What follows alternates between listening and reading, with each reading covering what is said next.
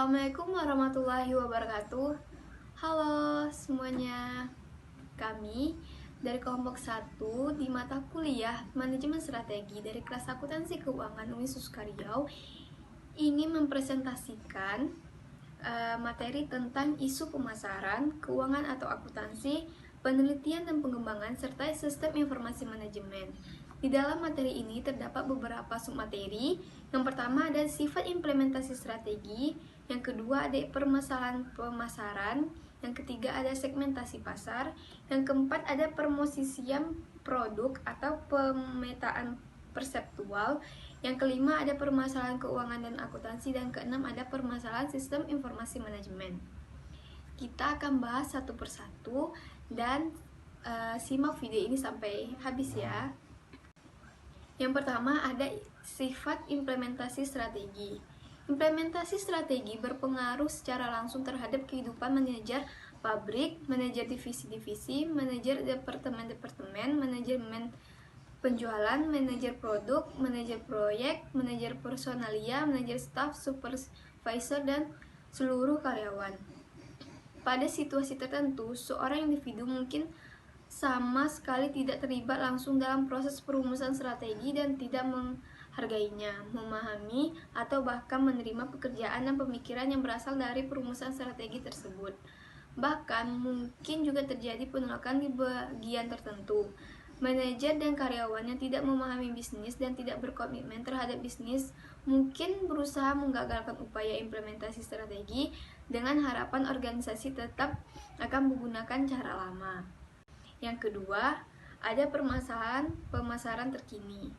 Perusahaan-perusahaan dan organisasi-organisasi seharusnya mendorong karyawan mereka untuk menciptakan wiki situs yang memudahkan pengguna untuk menambahkan, menghapus, dan menyunting konten-konten berkenaan dengan pertanyaan-pertanyaan yang seringkali ditanyakan dan informasi di seluruh rantai nilai dari aktivitas-aktivitas di seluruh perusahaan. Perusahaan seharusnya memberikan insentif kepada pelanggan untuk membagi pemikiran mereka, opini, dan pengalaman-pengalaman dalam situs perusahaan, mendorong pelanggan untuk membuat jaringan antara mereka sendiri berdasarkan topik pilihan mereka di situs perusahaan, sehingga situs perusahaan tidak seluruhnya mengenai perusahaan itu sama seharusnya mengenai pelanggan. Yang ketiga, ada segmentasi pasar. Segmentasi pasar adalah variabel yang penting dalam implementasi strategi karena setidaknya ada 3 alasan utama, yaitu yang pertama strategi seperti pengembangan pasar, pengembangan produk, penetrasi pasar, dan diversifikasi diperlukan membutuhkan peningkatan penjualan melalui adanya pasar dan produk baru. Yang kedua, segmentasi pasar memungkinkan perusahaan untuk beroperasi dengan sumber daya terbatas karena produksi massal, distribusi massal, dan iklan massal yang tidak diperlukan. Yang terakhir, keputusan segmentasi pasar secara langsung mempengaruhi variabel bauran pemasaran seperti produk, distribusi, promosi, dan harga. Dan submateri yang keempat ada pemosisian produk. Pemosisian produk atau pemetaan perseptual merupakan pengembangan skema representasi yang mencerminkan produk atau jasa Anda dibandingkan dengan pesaing dalam dimensi yang penting bagi kesuksesan dalam industri. Karena hanya ada 2 kriteria yang dapat diuji pada peta pemosisian produk, peta berganda seringkali digunakan untuk menilai berbagi pendekatan ke implementasi strategi. Strategi pemosisian produk yang efektif memenuhi 2 kriteria. Yang pertama, hal tersebut secara unik membedakan perusahaan dengan perusahaan persaingan. Yang kedua, membawa konsumen untuk mengharapkan layanan yang sedikit berbeda dari yang akan atau bisa diberikan konsumen.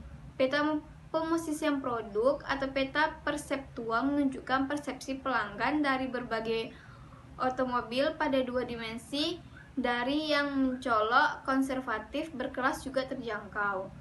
Peta perseptual dapat membantu pemasar menjadi lebih efektif dalam membangun uang untuk mempromosikan produk. Selanjutnya dari segi keuangan dan akuntansi, terdapat juga beberapa isu-isu yang berhubungan dengan implementasi strategi. Pertama, Bagaimana cara mendapatkan modal untuk implementasi strategi? Implementasi strategi yang sukses terkadang memerlukan tambahan modal. Dua sumber dasar perolehan modal bagi suatu organisasi adalah pinjaman dan setoran modal. Menentukan kombinasi yang tepat antara pinjaman dengan setoran modal dalam struktur modal perusahaan adalah hal yang vital bagi kesuksesan implementasi strategi. Analisa laba per saham atau laba sebelum bunga dan pajak adalah teknik yang paling banyak digunakan dalam menentukan apakah pinjaman atau saham atau kombinasi keduanya merupakan alternatif terbaik untuk memperoleh modal bagi implementasi strategi. Analisis ini adalah alat yang berharga untuk membuat keputusan mengenai pembiayaan modal yang diperlukan untuk implementasi strategi. Isu yang kedua yaitu proyeksi laporan keuangan. Analisis proyeksi laporan keuangan adalah teknik utama dalam implementasi strategi, karena kemungkinan organisasi untuk memeriksa hasil yang diharapkan dari berbagai tindakan dan pendekatan yang ada. Isu yang ketiga adalah anggaran keuangan. Anggaran keuangan atau financial budget adalah dokumen yang memperlihatkan secara detail bagaimana bisa diperoleh dan dibelanjakan suatu periode tertentu. Biasanya, anggaran yang dipakai adalah anggaran tahunan. Anggaran keuangan memiliki keterbatasan. Pertama, program yang telah dianggarkan dapat menjadi begitu detail di mana mereka menjadi terlalu kaku dan terlalu mahal. Kedua, anggaran keuangan bisa menjadi substitusi bagi tujuan mereka. Ketiga, anggaran dapat menyembunyikan inefisiensi jika didasarkan pada prosedur daripada evaluasi periodik dari suatu kondisi tertentu. Keempat, anggaran terkadang digunakan sebagai instrumen bagi tirani akibat rasa frustasi, ketidaksukaan, ketidakadilan, dan tingkat keluar masuknya karyawan yang tinggi. Isu yang keempat adalah mengevaluasi nilai dari suatu bisnis. Mengevaluasi nilai dari suatu bisnis adalah hal yang penting bagi implementasi strategi, karena strategi yang integratif, intensif, dan diverifikasi biasanya diterapkan dengan mengambil alih lain. Diverifikasi biasanya diterapkan dengan mengambil alih perusahaan lain. Nah, untuk menentukan nilai suatu bisnis dapat dikelompokkan ke dalam 3 pendekatan utama. Apa yang dimiliki perusahaan atau apa yang diberikan perusahaan ke pasar. Pendekatan pertama adalah menentukan nilai bisnis atau modal pemegang saham. Pendekatan kedua adalah dengan mengukur nilai suatu perusahaan yang muncul dari keyakinan bahwa nilai dari bisnis apapun harus didasarkan pada manfaat masa depan yang bisa diperoleh pemiliknya berupa laba bersih. Dan pendekatan ketiga adalah membiarkan pasar menentukan nilai bisnis berdasarkan nilai harga jual, metode rasio harga terhadap laba, dan metode saham yang beredar. Isu terakhir dari segi keuangan dan akuntansi dalam implementasi strategi adalah menentukan apakah perlunya go public dari sebuah perusahaan. Menjadi perusahaan publik berarti menjual sebagian kepemilikan perusahaan ke orang lain dengan tujuan untuk mendapat tambahan modal. Namun konsekuensinya, hal tersebut mengurangi kendali pemilik atau perusahaan.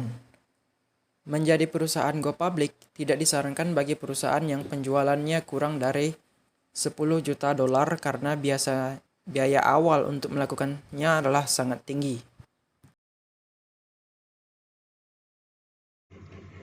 Baiklah, di sini saya akan menjelaskan tentang permasalahan sistem informasi manajemen. Perusahaan yang mengumpulkan dan mengevaluasi informasi eksternal dan internal secara efektif dapat memperoleh keunggulan, baik itu keunggulan kompetitif dari perusahaan lain. Di berbagai industri, informasi menjadi faktor yang sangat penting dalam membedakan perusahaan yang berhasil dengan perusahaan yang tidak berhasil. Proses manajemen strategi difasilitasi dengan baik di perusahaan yang memiliki sistem informasi yang efektif. Banyak perusahaan yang memiliki pendekatan baru untuk sistem informasi yang bisa mengetahui pengetahuan teknis dengan fungsi dari manajemen strategi.